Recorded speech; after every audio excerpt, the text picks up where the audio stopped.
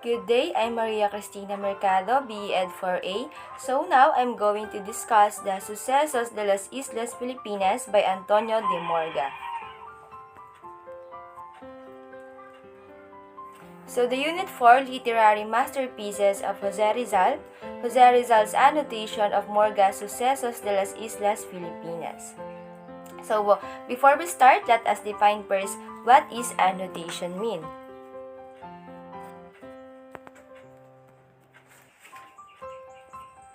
So annotation mean it is a short explanation or note added to a text or image, or it is an act of adding a short-term explanation or note.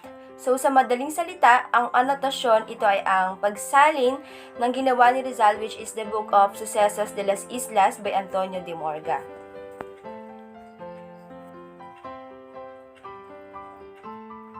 So what is Sucesos de las Islas Filipinas?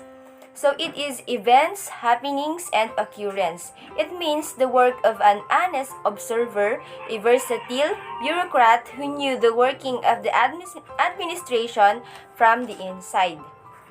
So what about the Las Islas Filipinas? So it means the Philippine island in English and was named in honor of the King Philip II of Spain.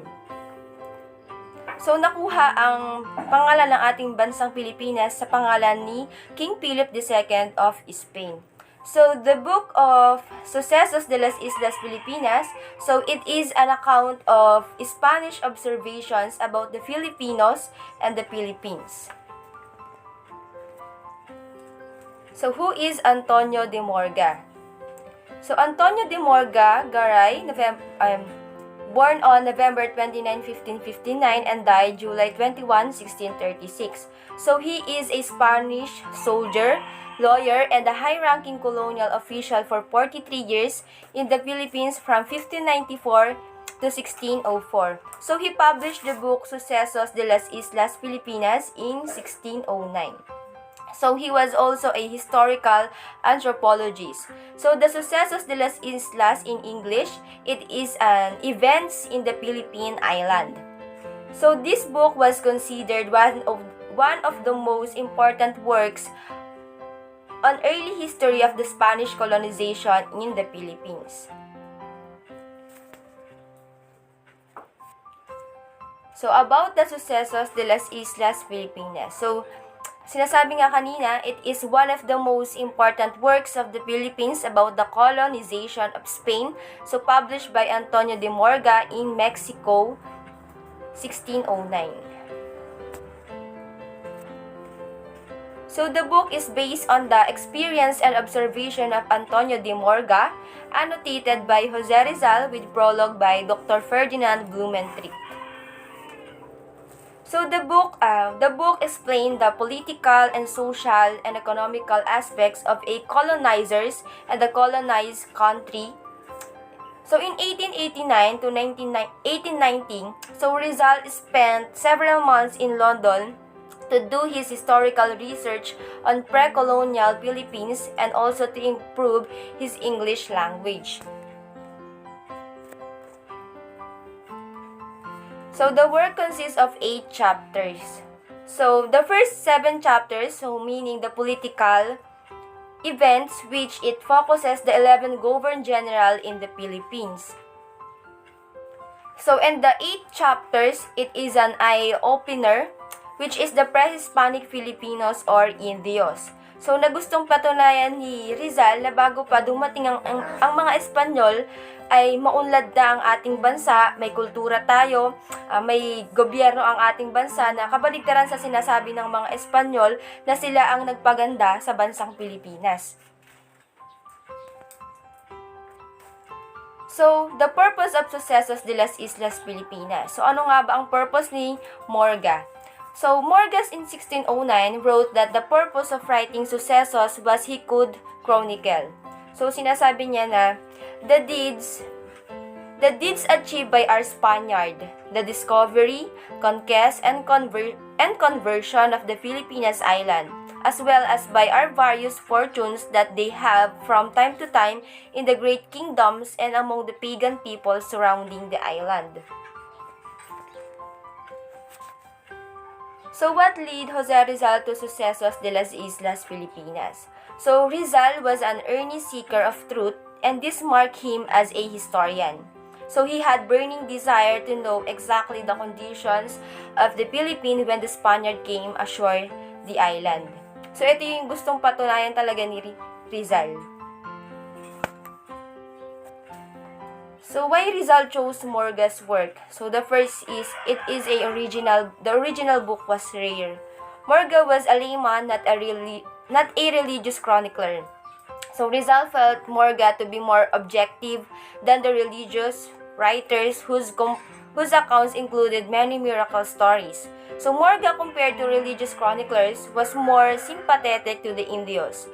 So Morga was not only an eyewitness but a major actor in the events he narrates. So what is the three main proposition of Rizal's annotations of Morga's Sucesos? So number 1 is to awaken. To awaken the consciousness of the Filipinos of their glorious way of the past. The second is to prove the Filipinos are civilized even before the coming of the Spaniards. And third is to correct what has been distorted about the Philippines due to Spanish conquest. So Rizal's annotation. The people of the Philippines had a culture on their own before the coming of the Spaniards. The people of the pre-Hispanic Philippines is advanced, has high literacy rate, self-sufficient, and has a smooth foreign relations. Filipinos were decimated, demoralized, exploited, and ruined by the Spanish colonization. So the present state of the Philippines was not necessarily superior to its past. So ito talaga yung gustong patunayan ni Rizal na bago dumating ang mga Espanyol ay maayos ang ating bansa at it has high literacy rate, self-sufficient, and has smooth foreign relations na kabaligtaran sa sinasabi ng mga Espanyol na sinasabi nila na ang bansang Pilipinas ay walang walang kakayanan yung bansang Pilipinas noong panahon ng pre-Hispanic.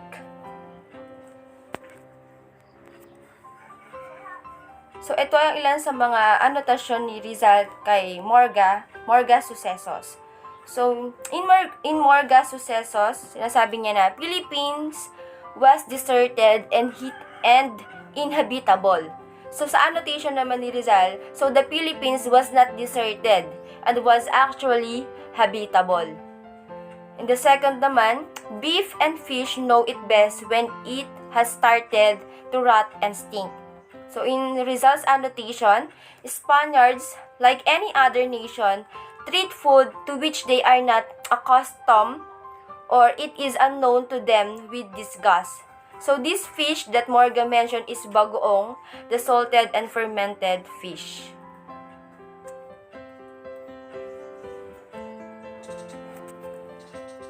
So the importance of Rizal's annotation to Morga. So he tried to use his story and historical revision not just to express his personal views on the historiography, but to create a sense of national consciousness or identity.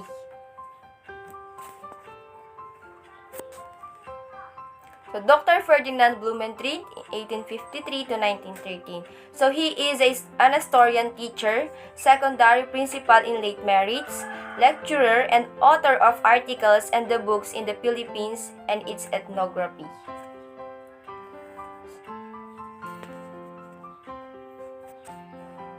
So he wrote it in Spanish even though German is his native language. So he praised Rizal's work as scholarly and well throughout. At the same time, he criticized Rizal's work in the prologue. So noted that the book is so rare that very few libraries has it and guarded it like a treasure. So in historical revision of Blumentritt, so he criticized Rizal's annotation on two accounts. Historical revision is always met with varying degrees of opposition, and Rizal's first attempt at writing Philippine history was no exemption. So in fact, the first criticism of Rizal's historical work was not by Spaniard or by one of Rizal's enemies, but by Blumentritt in the introduction to the book itself.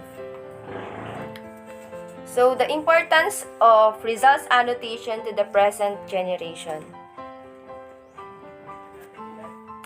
So number 1 is to awaken in the Filipinos the consciousness of our past, to devote ourselves to studying the future, to prove Filipinos had a culture of their own prior to colonization, that the Filipinos were not inferior to the white men, to shatter the myth of the so-called indolence of the Filipinos, to reduce those Filipinos who denied their native tongue into rotten fish, to seriously study Tagalog and produce a comprehensive Tagalog dictionary, and last, to embrace the generic term Indio, or in today's case Filipino, with all its negative connotations, and turn it into one of a dignity and nobility. So in Rizal's quote, he said that to foretell the destiny of a nation, it is necessary to open the books that tell of her past. So lagi nating naririnig ang mga katagang ito kay Dr. Jose Rizal. Ang taong di marunong lumingon sa nakaraan ay di makararating sa paroroonan. So which is napakahalaga ng nakaraan dahil dito tayo sumasalamin kung ano at sino tayo sa ngayon. So that's all for today, and thank you for listening, and God bless.